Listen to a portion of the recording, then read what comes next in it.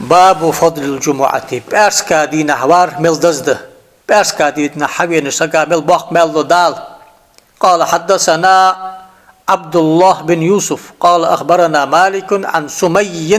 سمية مولى أبي بكر بن عبد الرحمن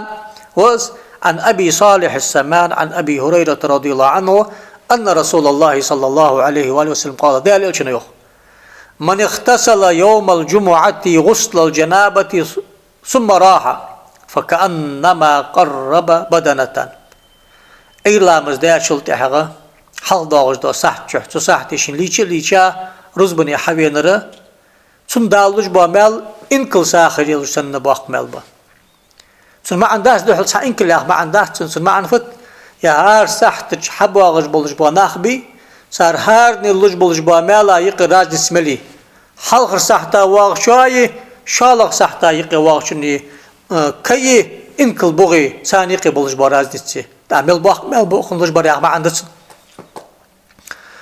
ومن راح في الساعة الثانية فكأنما قرب بقرة شالق سحتا بينره داخل اشتقير صحبيجن ساخن المركوة. ومن راح في الساعة الثالثة فكأنما قرب كبشا أقرنا معجاق البوجبوك ساخن بن الغرب بين المركوة. ومن راح في الساعة الرابعة دئلغ سحتا حبينره فكأنما قرب دجاجة كوتم ينر مركوة ساخن. ومن راح في الساعة الخامسة بخيلغ سحتا بينره فكأنما قرب بيضة فؤدن المركوة. تحق إيرلامز خدايا مال خلقي تشلت حقا يا دلقلامز خلط حيوة غجوغا بخسحت تحق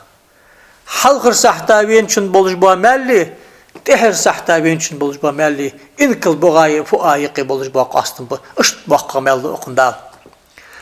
فإذا خرج الإمام حضرت الملائكة يستمعون الذكر أم بعد إمام خطبة تيش حقار بيالري مع نزدتن إذا حضر الإمام يغر ماجدي إمام حبيش يغ ما عنداتن تا بيرس كادنا شديش تيزج دا خطبة تي تا ويجك سابول شارة حيخم بوك بيرس كادنا حلقة إزباه تلوجدر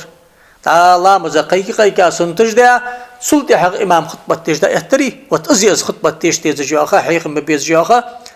سيجيز إمامو خطبة تجدا اتشدا لا تجدا ملائكة دي اش حلقة ساعتا بين الملغوة شالق ساعتا بين الملغوة اش عياز تجدا ملائكة حشدوخ سلطة بينره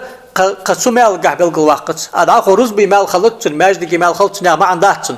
القستا باسكا دنا دبلنيتن اوتا مالج دال بيرو ساعتا بين شالق ساعتا قالق ساعتا ديلق ساعتا بخيلق ساعتا قاني قرده بلنيتن قستا داقي مالج ده ابخي ساعتا ديالر سلطة اشي رزبني حاوين رزب ديارسا قالوش با ابشي مال مركباتن يدا بلنيتن حداغش دا يداقي مالج تقير شواغت تستاق